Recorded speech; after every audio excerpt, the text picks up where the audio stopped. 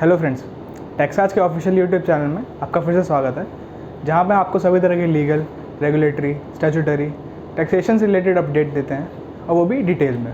तो आज हम आ गए हैं एक और नई वीडियो के साथ, जहां पे हम आपको बताने वाले हैं ट्रांसफ़र ऑफ शेयर के बारे में। सबसे पहले जानने की कोशिश करते हैं कि इसका मतलब क्या होता है। ट्रांसफ़र ऑफ शेयर का मतलब है,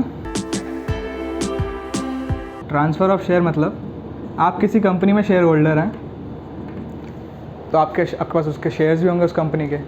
तो आप नहीं चाहते उस कंपनी के शेयर्स को और रखना, या किसी भी कारण की वजह से आप उसको बेचना चाहते हैं, आप उसको ओन नहीं करना चाहते, और तो आप उसको ट्रांसफ़र करेंगे किसी और को। आप बन जाएंगे ट्रांसफ़रर, वो बन जाएगा ट्रांसफ़री। तो उसे कहते हैं बेसिक ट्रांसफ़र ऑफ शेयर्स, जिसके अंदर रजिस्टर ऑफ मेंबर्स में, जिसे ROM भी कहते हैं, रजिस्टर ऑफ मेंबर्स में वो आपका जगह उसका नाम आ जाएगा, क्योंकि आपने शेयर ट्रांसफ़र कर दिया। तो जितना भी ऑब्लिगेशंस है वो करेगा और जितना भी बेनिफिट्स हैं अब वो उठाएगा। बेसिक मतलब ये है ट्रांसफ़र ऑफ शेयर्स का। अब आगे जानते हैं। पब्लिक कंपनी में अगर आपको ट्रांसफ़र शेयर करना है तो वो इजी है, क्योंकि आप आराम से ट्रांसफ़र कर सकते हैं बिना किसी रिस्ट्रिक्शंस के। इसे कहते हैं ट्रांसफरेबल। प्राइवेट कंपनी में वही, अगर आपको ट्रांसफ़र करना है तो उसे कहते हैं ट्रांसफरेबल विद कंडीशंस। मतलब प्राइवेट कंपनीज़ के अंदर आर्टिकल ऑफ एसोसिएशंस के द्वारा कोई कंडीशन अगर हो, उसके हिसाब से आपको ट्रांसफ़र करना पड़ेगा प्राइवेट कंपनी में। पब्लिक कंपनी में ऐसा कुछ सीन नहीं है, आप इजीली ट्रांसफ़र कर सकते हो कोई भी। जैसे आपको पता ही होगा, जो भी कंपनी लिस्टेड होती है, अगर आप शेयर परचेज़ अगर आप करते हो, शेयर बाय सेल करते हो, अगर आप डीमैट अकाउंट है आपके पास, तो आपको पता ही होगा कि आप कितना आसान होता है पब्लिक कंपनी के शेयर्स को बेचना या ख़रीदना। वहीं अगर आपका प्राइवेट कंपनी है तो बहुत मुश्किल है, बहुत नहीं लेकिन हाँ कंडीशंस के साथ होता है। आगे देखते हैं कि क्या क्या कंडीशंस हो सकता है। सबसे पहला, AOA के हिसाब से ही ट्रांसफ़र होगा, मतलब अगर कोई भी रिस्ट्रिक्शन हुआ तो वो AOA में ही होगा, अगर कोई भी रिस्ट्रिक्शन लगाना हुआ तो। दूसरा, विदाउट कंसिड्रेशन नहीं होना चाहिए। विदाउट कंसिड्रेशन मतलब कि आप सेल कर रहे हो अपना शेयर्स, इसके लिए पैसे देना ज़रूरी है। फ्री में आप शेयर्स बेच खरीद नहीं सकते, तो कंसिड्रेशन के बिना नहीं होना चाहिए, AOA में होना चाहिए, और कोई नेपोटिज़म मतलब फैमिली अरेंजमेंट नहीं होना चाहिए। इन सब बातों में से कुछ हुआ तो आपका वो जो ट्रांसफ़र है उसे वॉइड कर दिया जाएगा। वॉइड मतलब माना ही नहीं जाएगा कि आपने ट्रांसफ़र करा है, जो ट्रांसफ़रर था वो ट्रांसफ़रर ही रहेगा, ऑब्लिगेशन सारी उसी की रहेगी। ये तीनों चीज़ें कंडीशंस में आती हैं।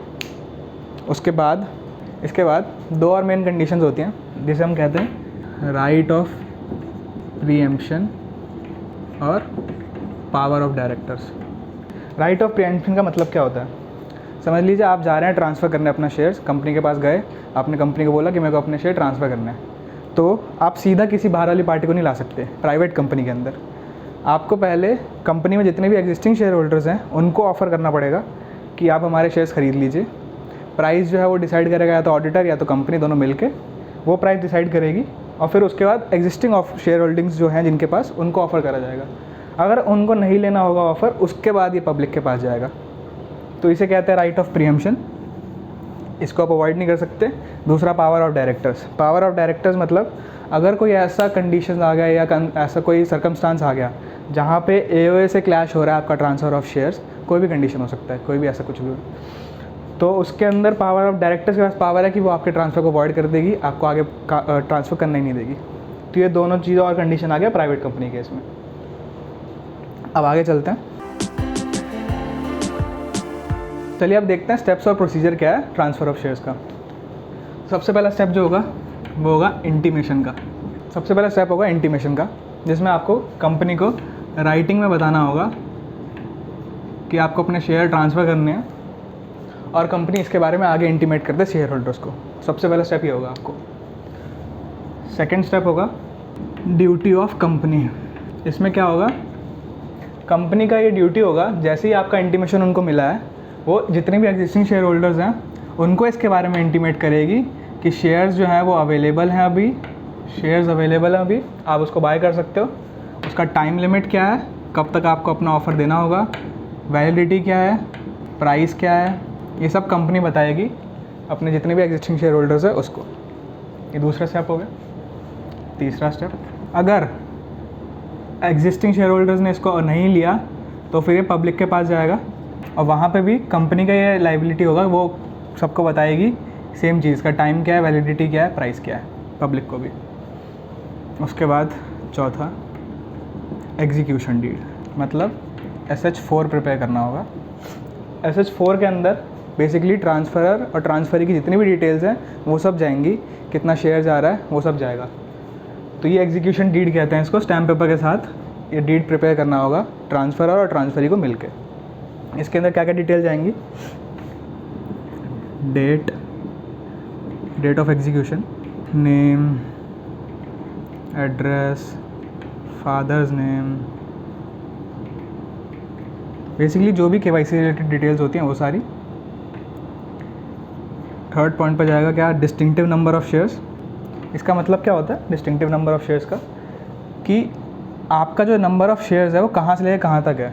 मतलब समझिए अगर आपका कंपनी में शेयर्स हैं, जिस कंपनी में आपने शेयर्स ले रखे हैं, 1000 नंबर ऑफ़ शेयर्स हैं, पेड अप कैपिटल है, और आप उस कंपनी के प्रमोटर हैं, आप 2 पार्टनर्स हैं, तो आपका 1 से लेके 500 तक ये number of shares, distinctive number of share आपका हो गया, दूसरे पार्टनर का हो गया 501 से लेके 1000 तक। तो इसे कहते हैं basically distinctive number of shares. चौथा फोलियो नंबर, पांचवा सर्टिफिकेट नंबर। फोलियो नंबर मतलब कि समझ लीजिए आप प्रमोटर अपने कंपनी के, आपने सबसे पहले शेयर लिया है, तो आपका फोलियो नंबर 1 हो गया, आपके दूसरे डायरेक्टर का फोलियो नंबर 2 हो गया। आप समझिए कि कोई और नया शेयर होल्डर आया है तो उसका फोलियो नंबर 3 हो जाएगा, कोई और आया है उसका फोलियो नंबर 4 हो जाएगा। तो ऐसे ऐसे फोलियो नंबर चेंज होते रहते हैं। जिसका हो गया एक बंदे का, वो उसी बंदे का फिक्स्ड रहेगा, किसी और को 2 नहीं मिलेगा। अब सर्टिफिकेट नंबर, जितने ट्रांसफ़र ऑफ शेयर होते जा रहे हैं उस हिसाब से सर्टिफिकेट नंबर इशू करे जाते हैं। उसके बाद नॉमिनल वैल्यू ऑफ शेयर, कितनी वैल्यू है शेयर्स की जिस पे हम जो ट्रांसफ़र कर रहे हैं हम। उसके बाद कंसिडरेशन, कितना मिला है ट्रांसफ़र करने के बदले में। ये कुछ मैंने बेसिक डिटेल्स बताई है जो उसके अंदर जाएगी। ऑब्वियसली विटनेस भी जाएगा इसके अंदर, विटनेस भी साइन करेगा, विटनेस का भी नेम, एड्रेस, फादर्स नेम होगा। तो ये एग्जीक्यूशन डीड प्रिपेयर करना पड़ेगा SH4 के अंदर स्टैम्प पेपर के साथ। अब इसके बाद एग्जीक्यूशन डीड हमने प्रिपेयर कर लिया, उसके बाद हमको ये डिपॉजिट करना होगा कंपनी को। कितने दिन के अंदर 60 days from date of execution. जिस दिन हमने एग्जीक्यूट करा, जो डेट हमने यहाँ डाली है, उसके 60 डेज़ के अंदर कंपनी को हमको सबमिट करना पड़ेगा। अगर ऐसा नहीं हुआ या इनकेस अगर आपका एग्जीक्यूशन डीड लॉस्ट हो गया तो कंपनी को जैसा फिट रहेगा उस हिसाब से वो अपनी एंट्रीज कर लेगी अपने अकाउंट्स में। तो ये ज़रूरी है 60 डेज़ के अंदर एग्जीक्यूशन डीड उनको प्रोवाइड करवाना। ये एग्जीक्यूशन डीड प्रिपेयर करते वक्त जो हमको स्टैम्प पेपर लगेगा उसमें स्टैम्प ड्यूटी जो होगी वो 0.015 आज के अकॉर्डिंग, आज जो है उसके हिसाब से, आज डेट है 13/5/2022, आज के हिसाब से 0.015% लग रहा है nominal value of the shares का स्टैम्प ड्यूटी के हिसाब से। ये आपको स्टैम्प पेपर बनाना पड़ेगा इसके हिसाब से। 7वां लेटर ऑफ अलॉटमेंट। अभी शेयर सर्टिफिकेट तो हमें मिलेगा नहीं क्योंकि हमने कंपनी के पास अभी तक एंट्री गई नहीं है एग्जीक्यूशन डीड की। तो लेटर ऑफ अलॉटमेंट हमको रिसीव होगा एग्जीक्यूशन डीड देते ही। ये सब हो जाने के बाद कंपनी बोर्ड मीटिंग करेगी और उसमें जितने भी आपने डॉक्यूमेंट्स दिए हैं उसको चेक करेगी। अगर ठीक हुए तो फिर वो एंट्री कर लेगी अपने अकाउंट्स में और उसके बाद आपको मिलेगा अपना शेयर सर्टिफिकेट। और ये आपको मिल जाएगा जब आपने अपना एग्जीक्यूशन डीड सबमिट करा है उसके 30 डेज़ के अंदर कंपलसरी है कंपनी को देना, तो उसको देना ही पड़ेगा। बोर्ड मीटिंग करने में डॉक्यूमेंट्स वगैरह चेक करेगी, उसके बाद फिर वहाँ पे अपना शेयर रजिस्टर ऑफ मेंबर्स जो है वहाँ पे आपका नाम हटा के जो ट्रांसफ़रर है जिसने शेयर ट्रांसफ़र करे हैं उसकी जगह ट्रांसफ़री का नाम डाल देगी। फिर उसके बाद शेयर सर्टिफिकेट देना पड़ेगा उसको 30 डेज़ के अंदर जब बोर्ड मीटिंग हुई है उसके। ठीक है, यहाँ पे आपको अपना शेयर सर्टिफिकेट मिल जाएगा। इसके आगे बात करते हैं। यहाँ तक शेयर सर्टिफिकेट तो आपको मिल गया है, लेकिन कुछ इंपॉर्टेंट बात है जो याद रखना ज़रूरी है कि AOA में ही रिस्ट्रिक्शंस लगा सकता है कोई भी अगर आपको लगाना है ट्रांसफ़र ऑफ शेयर्स पे। दूसरा, SH4 जब हम एग्जीक्यूट करेंगे तो उसमें विटनेस के डिटेल्स आने ज़रूरी हैं, उसका सिग्नेचर, नेम, एड्रेस सब कुछ आना ज़रूरी है SH4 के अंदर। तीसरा, जब तक रजिस्टर ऑफ मेंबर्स में ट्रांसफ़रर का नेम चेंज होकर ट्रांसफ़री का ना हो जाए, जब तक ये ना हो जाए तब तक ऑब्लिगेशन हमेशा ट्रांसफ़रर की ही रहेगी, चाहे कुछ हो जाए। तो ये बात जाननी ज़रूरी है। यहाँ तक हो गया हमारे नॉर्मल शेयर्स अगर ट्रांसफ़र कर रहे हैं तो। अगर कोई शेयर्स है जो पार्टली पेड अप है, पार्टली पेड अप का मतलब क्या है कि 10 रुपये का नॉमिनल वैल्यू है शेयर का, लेकिन अभी तक कंपनी ने कॉल ही करा है 6 रुपये, 4 रुपये कॉल ही नहीं करे, तो पार्टली पेड है, या किसी भी रीज़न की वजह से अभी तक शेयर होल्डर ने दिया नहीं है, कॉल भी कर लिया तो भी, तो वो पार्टली पेड अप शेयर्स हो गए। अगर कोई ट्रांसफ़र कर रहा है कोई बंदा, तो उसमें क्या क्या होता है, इसमें जो डायरेक्टर्स है कंपनी है वो रिस्ट्रिक्शन लगा सकती है अगर जो ट्रांसफ़री है वो बोर्ड के द्वारा अप्रूव होकर ना आया हो। तो मतलब अगर बोर्ड को ही पसंद नहीं है ट्रांसफ़री, तो वो उस पर रोक लगा सकती है ट्रांसफ़र करने पे। तो ट्रांसफ़री को अप्रूव होना ज़रूरी है बोर्ड पे। दूसरा, जो शेयर्स, जो पार्टली पेड अप शेयर्स हैं, अगर वो कंपनी ने लियन पे दे रखे हैं कहीं और, तो उस शेयर को ट्रांसफ़र नहीं कर पाएंगे। ये 2 रीज़न की वजह से पार्टली पेड अप शेयर्स के जो होते हैं ट्रांसफ़र को रोका जा सकता है। अगर ये कोई रीज़न नहीं है तो आगे बढ़ा जा सकता है, पार्टली पेड अप शेयर्स के ट्रांसफ़र कर सकते हैं। उसमें अगर इन दोनों में से कोई भी रीज़न नहीं है तो पार्टली पेड अप शेयर का ट्रांसफ़र किया जा सकता है। उसके बाद ड्यूटी क्या होगी कंपनी की, जैसे पे उसके पास इंटीमेशन आया है कि पार्टली पेड अप शेयर्स होने हैं ट्रांसफ़र, वो SH5 में नोटिस देगी ट्रांसफ़री को, जिसके अंदर वो बताएंगे कि अगर आपको कोई आपत्ति है तो प्लीज़ रिप्लाई बैक करें, और अगर कोई नहीं है तो भी रिप्लाई करें, अपना NOC दीजिए कि आपको कोई आपत्ति नहीं है। तो मतलब इस पर रिप्लाई करना कंपलसरी है ट्रांसफ़री के लिए, रिप्लाई नहीं कर सकता, ऐसा नहीं होगा। या तो अगर आपत्ति है तो वो बताए, नहीं है तो NOC सर्टिफिकेट दे साइंड कि उसको कोई दिक्कत नहीं है, उसको पार्टली पेड अप शेयर्स मिल सकते हैं। ये 2 हफ्तों का टाइम मिलेगा उसको, जब से ये नोटिस गया है उसके बाद 2 वीक्स का टाइम मिलेगा ट्रांसफ़री के पास। उसके बाद अगर ये कोई दिक्कत नहीं हुई, अगर उसने NOC दे दिया कि हाँ मैं ले सकता हूँ, फिर वैसे ही सेम प्रोसेस होगा, शेयर सर्टिफिकेट उसको इशू कर दिया जाएगा। अब सारी ऑब्लिगेशन जो होगा पार्टली पेड अप में जितना भी कॉल्ड अमाउंट बचा है वो अब ऑब्लिगेशन होगी ट्रांसफ़री की। पार्टली पेड अप शेयर्स का ये हो गया। जैसे कि मैंने आपको पहले बताया था कि AOA में कोई रिस्ट्रिक्शन हुआ तो ही ट्रांसफ़र ऑफ शेयर को रोका जा सकता है।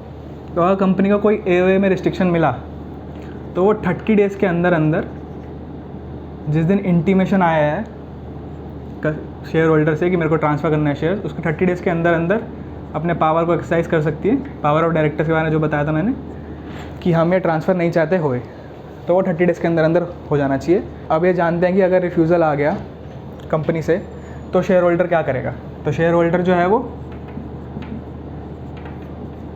ट्राइब्यूनल में जा सकता है, रिफ्यूज़ल के अगेंस्ट में अपील कर सकता है। 30 डेज़ के अंदर अंदर अगर एक्सरसाइज कर ली पावर कंपनी ने तो वो नोटिस भेजेगी ट्रांसफ़रर को। तो नोटिस मिलने के 30 डेज़ के अंदर अंदर ही वो अपील कर सकता है। अगर उसको नोटिस नहीं मिला, कुछ भी रीज़न हुआ या कंपनी ने नोटिस ही नहीं दिया, तो अगर नोटिस नहीं मिला तो 60 डेज़ के अंदर अंदर फ्रॉम इंटीमेशन, जिस दिन उसने इंटीमेट किया था उसके 60 दिन के अंदर अंदर उसको बताना पड़ेगा, अपील करना पड़ेगा कि मेरा रिजेक्ट कर दिया एप्लीकेशन, मेरे को रीज़न नहीं पता, कुछ भी हो सकता है, तो अपील करना पड़ेगा उसको। ये केस था प्राइवेट लिमिटेड कंपनी के सीन में। अगर आप पब्लिक हुई तो पब्लिक में अगर ऐसा ज़्यादातर होता नहीं है, लेकिन अगर हुआ तो अगर नोटिस मिला है तो उसके 60 दिन के अंदर अंदर, अगर नोटिस नहीं मिला तो 90 दिन के अंदर अंदर अपील करना पड़ेगा ट्राइब्यूनल में, अगर रिफ्यूज़ल हुआ उसका ट्रांसफ़र ऑफ शेयर्स का। तो ये सारा था अगर रिफ्यूज़ल हुआ है तो क्या होगा। तो ये सारा था रिफ्यूज़ल हुआ अगर तो क्या होगा। इसी के साथ बेसिकली सब कुछ ख़त्म हो चुका है ट्रांसफ़र ऑफ शेयर्स में। एक बात जो रह गई है वो पेनल्टी की। मतलब अगर यहाँ जितने मैंने आपको SH4 ऑब्लिगेशंस के बारे में बताया है या कंपनी के जितने भी ड्यूटीज़ है उसके बारे में बताया, तो उसमें कोई भी गलतियाँ हुई या टाइम लिमिट एक्सीड कर दिया तो कंपनी है उसको पेनल्टी लगेगी 25,000 से 5 लाख तक। ऑफिसर, कंपनी के जो ऑफिसर है KMP की मैनेजरल पर्सन्स, उनको पेनल्टी लग सकती है 10K से 1 लाख तक, तो अगर आपने सही से नहीं करा पेनल्टी तो ये सब ट्रांसफ़र ऑफ शेयर्स का बेसिक चीज़ें होती हैं। अगर आपको फिर भी कन्फ्यूजिंग लग रहा है तो आप हमारे पास आ सकते हैं www.texas.in, जहाँ पे हम आपको ये आराम से करवा के दे सकते हैं। अगर आपको वीडियो इसी के साथ वीडियो यहीं पे समाप्त होती है। अगर आपको वीडियो पसंद आई हो तो लाइक करिएगा, शेयर करिएगा अपने दोस्तों के साथ, और इसी तरह की कंटेंट देखने के लिए सब्सक्राइब करिए टेक्सास का ऑफिशियल यूट्यूब चैनल। अगली वीडियो में फिर से मिलते हैं, तब तक के लिए बाय।